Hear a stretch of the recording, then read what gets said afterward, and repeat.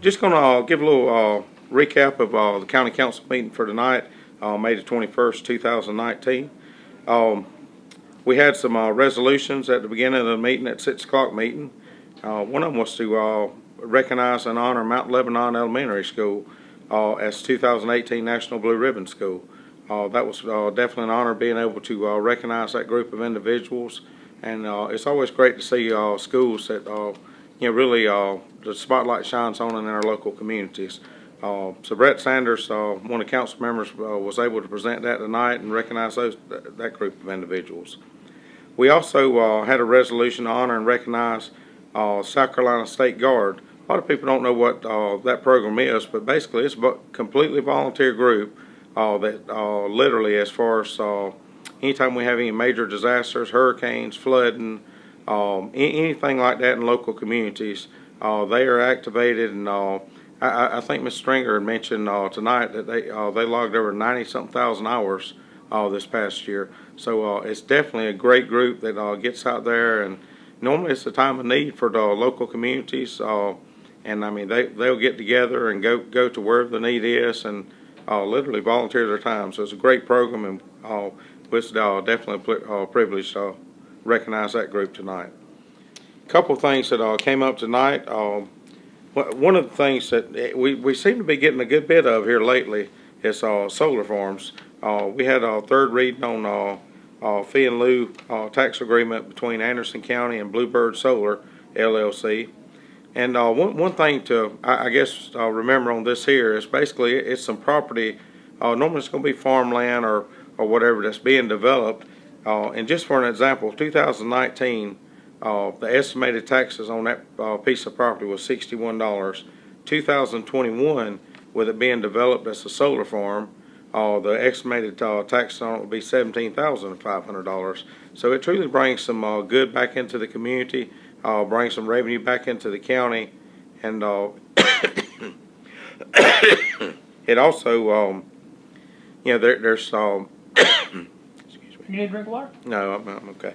There are other opportunities as far as putting things back in the community. It doesn't create a lot of traffic flow. It doesn't create any type of pollution or anything like that. I mean, it's basically things that's put in fields, some technology that brings power back into the communities, and it's a way for the property owners to actually generate some income and revenue for the property.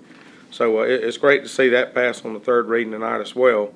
Another thing that I was very passionate about, Anderson County, we've got a lot of properties that I guess in a sense we maintain them, and naturally, like our courthouses, our county building, the county annex, naturally we use those buildings, and citizens truly get some value out of it.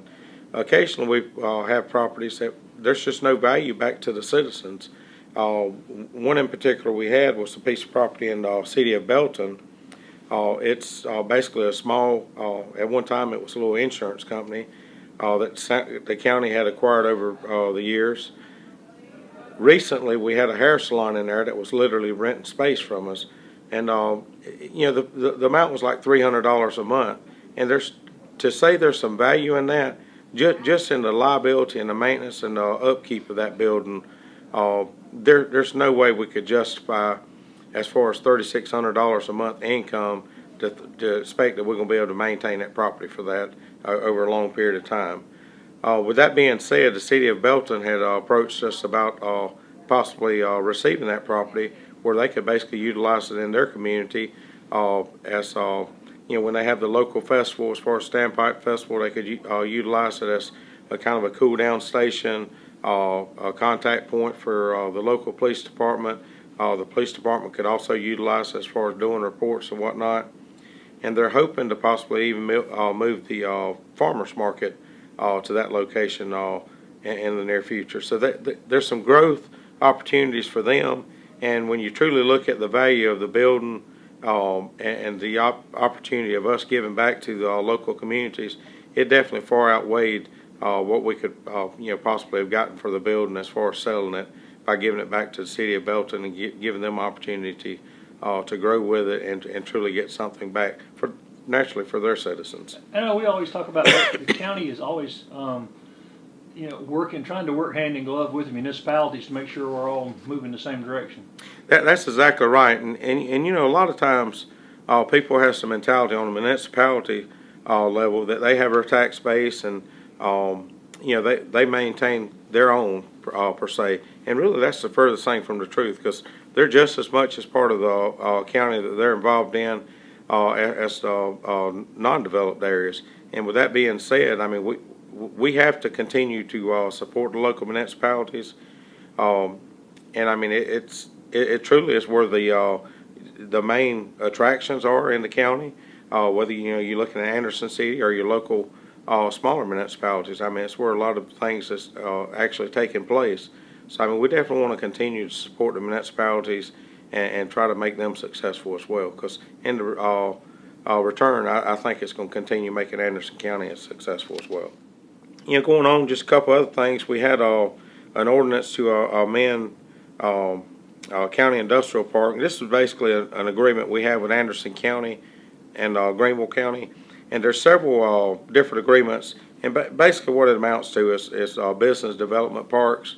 And today it might benefit Greenville County, tomorrow it might benefit Anderson County, but we partner together along with other counties that's borders with our county, and this is a common practice throughout the state. And basically, it just gives an opportunity for partnerships to build and grow, and basically kind of help each other grow and succeed and be successful in the communities.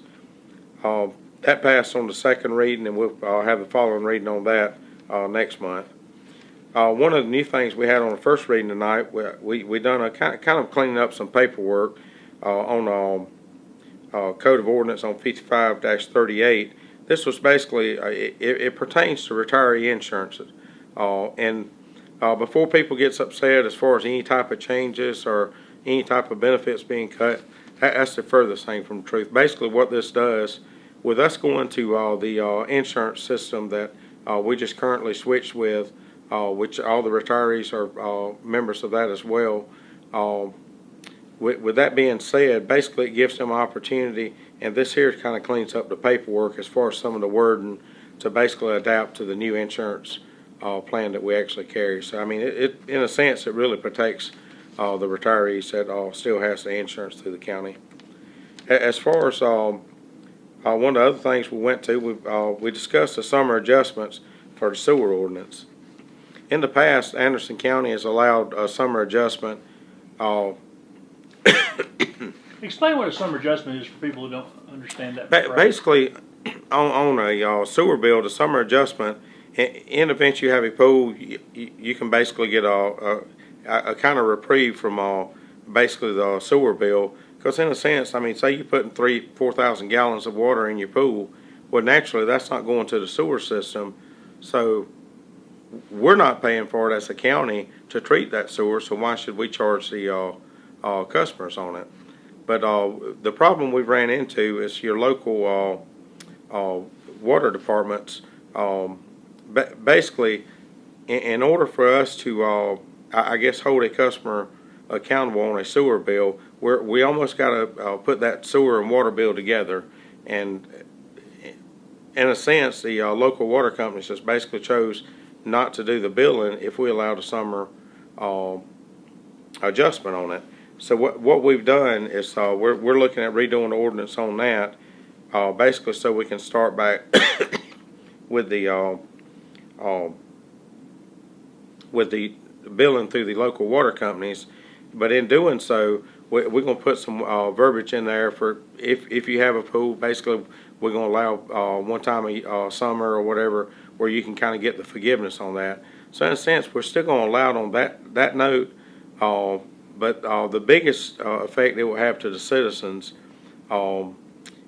if you do a lot of irrigation as far as watering your lawn, watering your flowers or whatnot, it would definitely be your best interest to go and get a local meter for specifically for that purpose with your local water company. And it is a fee there, but I mean, if you look at the true savings with a reduction in your bill as far as the sewer bill and whatnot on that, you're truly going to save money, and it's going to pay for itself after a period of time. So, you know, in a sense, it's going to put some burden on if you do a lot of irrigation as far as with your water system. But with that being said, the key there is to go out and get the different meter for that. And the counties had to pick up the slack and lost money because people weren't. Well, the thing is with the local water companies choosing not to bill for our sewer bills, basically we have to turn around and bill for them. And naturally, if we have no control on the water, there's nothing for us to go out and cut off. So basically, we've basically got stuck with sewer bills that we've had to pay to treat. Regardless, that bill still comes due. But when we pass that on to our customers and they choose not to pay, then basically all the taxpayers in the county ends up having to eat that cost, and in a nutshell, it ends up costing everyone. So we're trying to do something that's more fair across the board and kind of get us a handle as far as how we can bill that sewer bill. One of the other things that I feel was very important that we moved forward with tonight was we done a bid approval on a asbestos abatement for McCants, the East Wing. For the ones of you who don't know, the old McCants, we've got several things that's in that as far as the front section of McCants that's utilizing that property. However, if you go down to the side of it, there's one wing that was tore down. I guess this past year, I think that the school district had still owned, and basically there's another wing that we as a county owns, and basically in a nutshell, our insurance company has came to us on several occasions and told us we're going to drop your insurance coverage if you do not take care of this liability. And it is truly a liability. I've toured that facility, and it is not in good shape. You know, whether it's kids just roaming around or whatever, if someone gets in that facility and got hurt, naturally the liability would fall back on the county. So we are moving forward with tearing that down. The sad thing about it is asbestos is expensive, and I think the bid come in, I won't say it's like $255,000. You know, that's a tremendous amount of money. However, we were originally looking at $500-something thousand to do the complete job. We have chose to try to do the actual demolition of the property and the disposal of the debris, basically with county employees, whether it's on rainy days or days that we're caught up on other things. So hopefully we're going to put some savings back on the citizens on that end. But it's definitely something that needs to be done, and definitely supportive of full council on that. Going on down the list, we had Planning and Public Works Committee. Chairman Wilson, she came back with a report on that. There's multiple items that was brought before full council with the Planning and Public Works recommendation that we move forward with approving as far as capital expenses, capital requests. We voted a lot on that stuff tonight and approved all. I think we pretty much approved a majority, if not all of it. The only thing that I want to make sure citizens is aware of on that capital projects, even though we approve it as a budget, when it comes up for that money to be spent or for that item to be purchased, it still has to come back. And normally these items here are associated with a different committee. You know, if it's law enforcement or something of that nature, it might come back up under public safety. If it's vehicles or computer equipment, it might come back up under Planning and Public Works. It's different committees that kind of oversees that, but it would still have to come back for a final approval and recommendation back to full council even on that. So when you do the final budget, it's got to be approved? It still has to be approved, and with the capital expenses, it would still come back full council at a later date when we get ready to actually spend that. One of the other things that was great news to hear tonight, we did go into executive session, discuss a couple items. Basically, there's kind of a corner lot up at the Civic Center, and you know, honestly, it's probably not a whole lot of value to someone else, But with it being, right beside the Civic Center and joining our property as a county, naturally, we were really excited when we found out that the actual current owners are willing to donate that to the county. So, I mean, definitely commend them for taking that unselfish act and giving it to the county, and hopefully we'll see some type of development and use in that in the future. So definitely glad that took place, and we did vote to accept that tonight, and I'm sure our county attorney will move forward as far as getting that to take place. Now, you're talking about executive session. It's going to be probably have to be sooner rather than later, where you're going to talk more about the Courthouse Square property. Yeah, we did get a brief update on that tonight, and nothing has been decided on that property, and basically what was brought for council as far as an executive session was just some ideas and things as far as what could possibly be expected in the near future. I do foresee in the near future that we will have some reporting given on that, and we will be making some decisions as far as what direction we will be going. With that being said, I mean, we'll continue hopefully to get some great ideas as far as how this is going to be developed and how it's going to impact downtown and also our county, because it's definitely a prime piece of property. And I know myself as a county council member, I'm just honored to even have this opportunity, because this is not something that's going to come and go over the next year or two. I mean, we're talking about literally impacting just downtown itself for the next 100 years or more. It's historic. So, I mean, it's truly, it's one of the things we got to make sure we get it right. And there's, like I said, there's a lot of discussion on different options.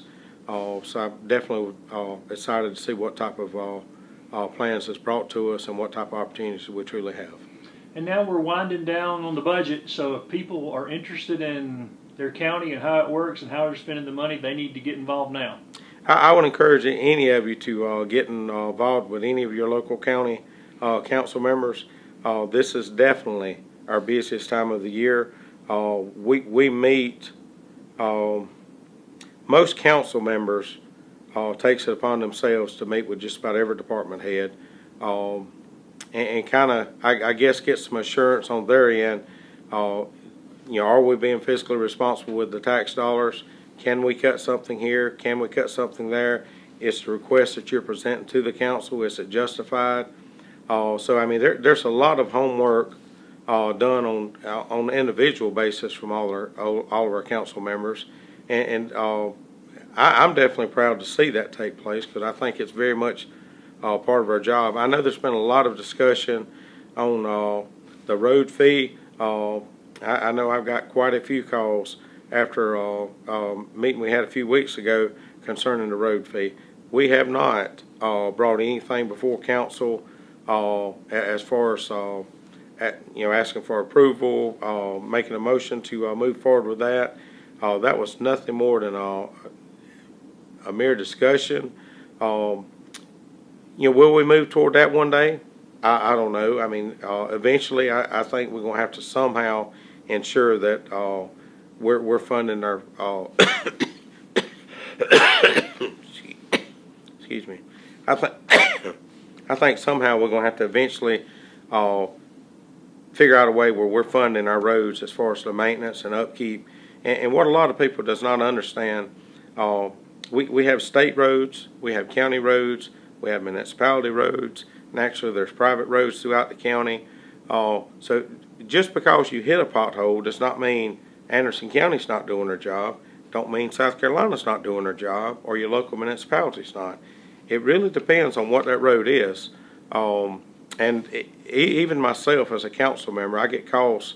I had to take care of an issue we had this past week in my district, and it ended up being a state road. And I mean, we make some phone calls, and the state takes care of it and tries to get out there and repair it and make any type of repairs that's necessary.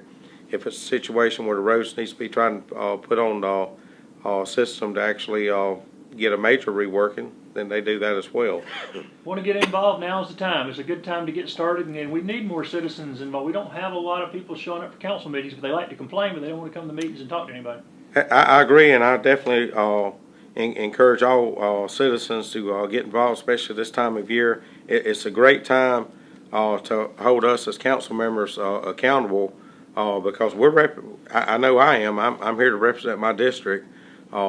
It's not always what I want to do. It's not always what I think should be done. At the end of the day, I've got to try to vote on what my district is truly wanting and what representation is that vote going to be for them. You know, a lot of times we have information that is not necessarily passed out with everybody. Again, I encourage people's involvement. A lot of times, if you just come to some of the local meetings, you'll be made aware of a lot of information that's not necessarily kept from people, but it's just not published. And if that's the case, I mean, if you come to the meeting, you can get a lot of information. That way, you know why we're voting on some of the things we vote on.